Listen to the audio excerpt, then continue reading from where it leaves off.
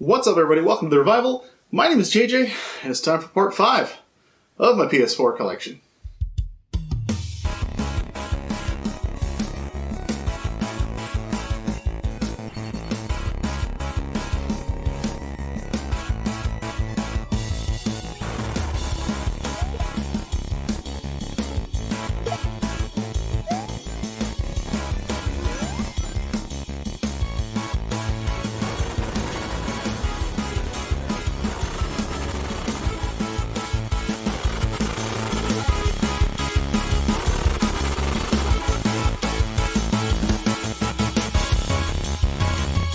Alright, here we go.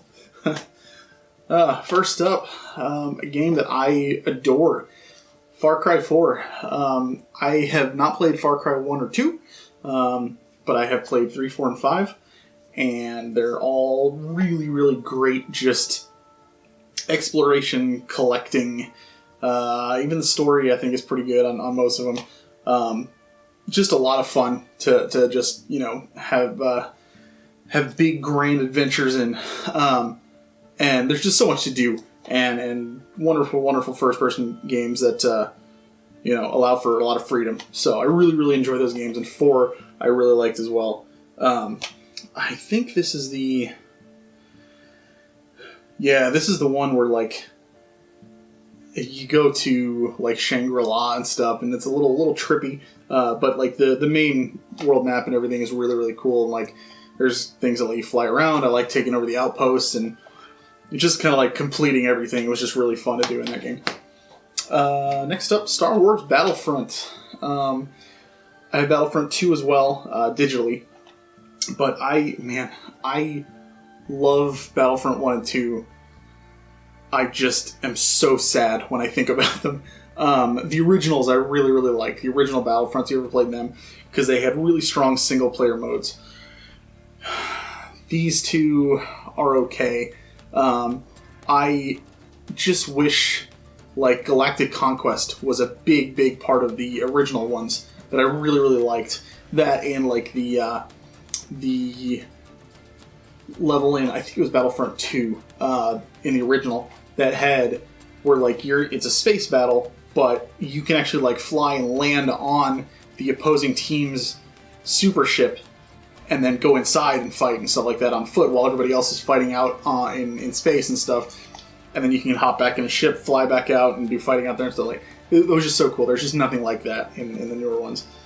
And unfortunately, they made it to where a lot of it's online only, so you can't just have fun with bots and go in and just explore the levels and have fun with it. It's heartbreaking, but it's one of those where just so much wasted potential, I'm not even talking about the microtransactions and all that stuff, because that stuff, it was annoying, but you know what, as long as it's cosmetic stuff, it really doesn't bother me that much. These unfortunately did have abilities and stuff that you could buy and get with loot boxes, which was really annoying at first. But the gameplay, that stuff wouldn't bother me if they had the gameplay, a lot more of the single player stuff in there. So, but they made it really, really multiplayer focused, which, if you're into that, that's fine. But I'm I like to put a bunch of easy bots in and go in and feel like a badass. And unfortunately, a lot of the maps are unavailable to do that with, especially in the second one. So, it is what it is. But still, really, if you're a Star Wars fan, it's really worth checking out, just to, see everything. Grand Theft Auto 5. I haven't played this on PS4 yet, but I've played a big chunk of it on PS3. I bought it on PS4 because I really want to finish it at some point, so I do plan on putting this in and playing it all the way through.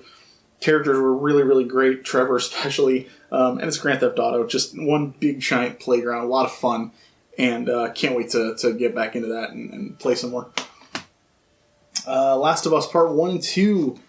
I'm not going to go super in-depth on these, because I made a video a while ago comparing the two.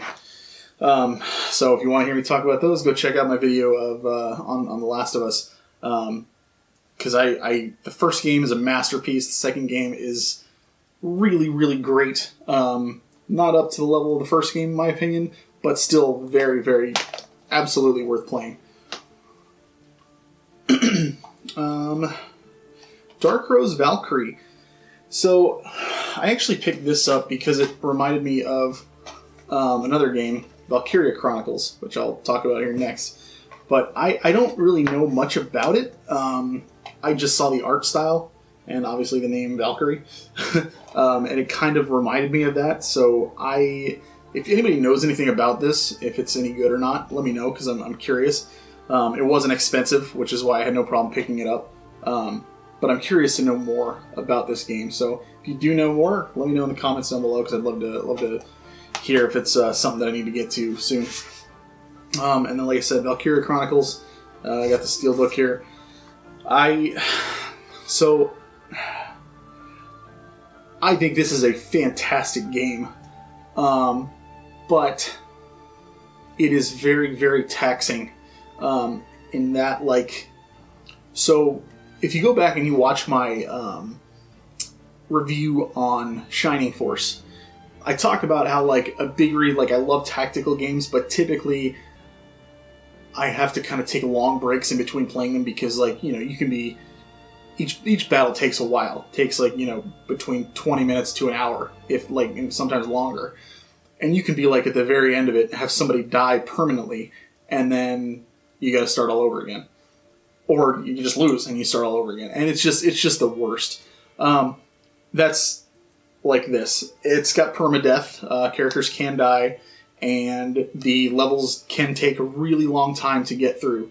And it's so tedious as far as every move and what you're doing. It just takes so long that when you get to the end, it's absolutely heartbreaking and demoralizing to have to start that whole battle over again.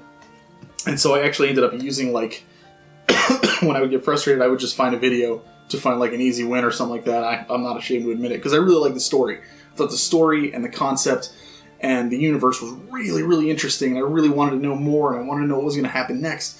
But, man, it was so draining in those battles, and it was so demoralizing when it would, you know, if you were playing for 45 minutes, somebody dies, or you lose, and it's just like, I gotta start this whole damn thing over again. Like, it was just, yeah, I didn't like that aspect. So I don't know if I'll play more games in the series. We'll see. But it's just, I really, really appreciate this game. It's another one of those. It was really, really frustrating to get through at times. But gorgeous to look at, really interesting story and characters, and the gameplay is good. It's just, don't fail. That's what it comes down to. Sword Art Online, Lost Song. Don't know much about it. A while ago I was really into Sword Art Online, so I saw that they were coming out with a game for it, so I was like, hey, I'll pick it up. And I did, but I haven't played it. So another one. If you know anything about this, let me know, because I'm curious. I don't know if this is like a full-on RPG, or like it says 2 to 8 players on the back, so I don't even know. Like, I'm assuming that means you can play online with other people.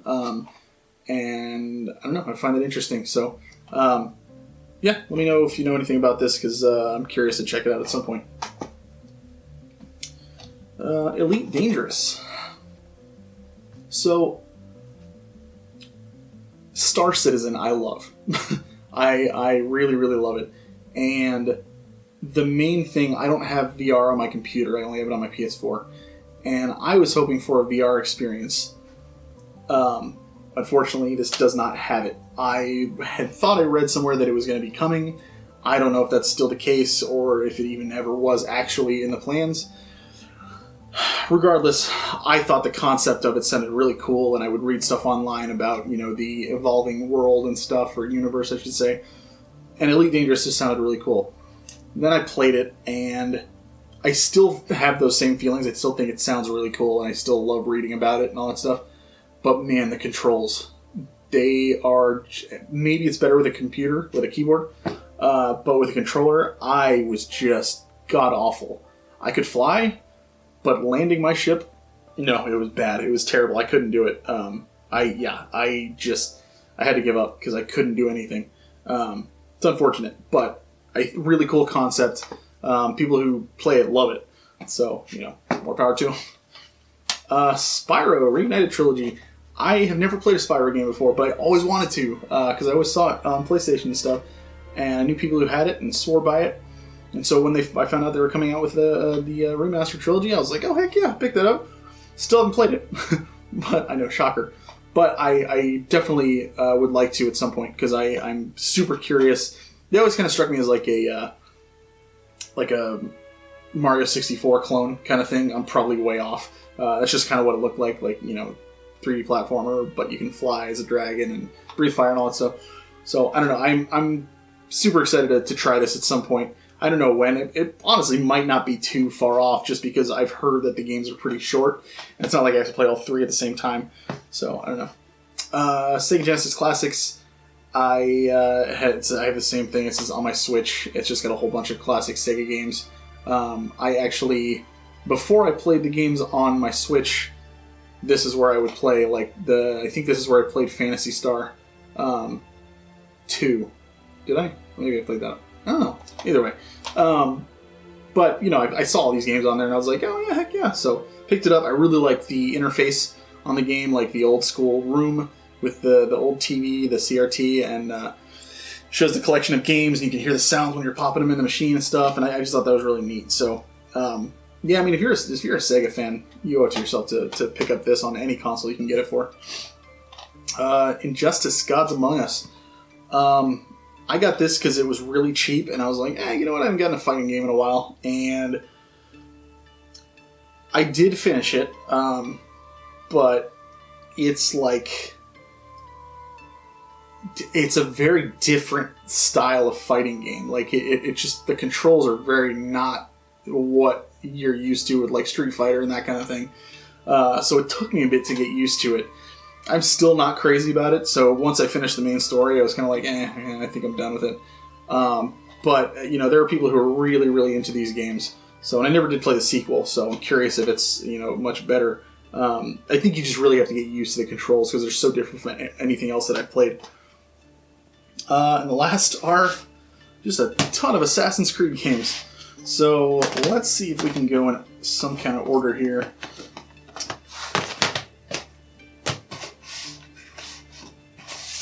Okay, so first up we've got Assassin's Creed, the Ezio Collection.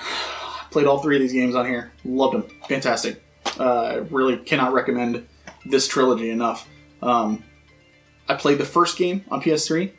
And it was fine. It was okay. It was very, very repetitive. It was okay, though.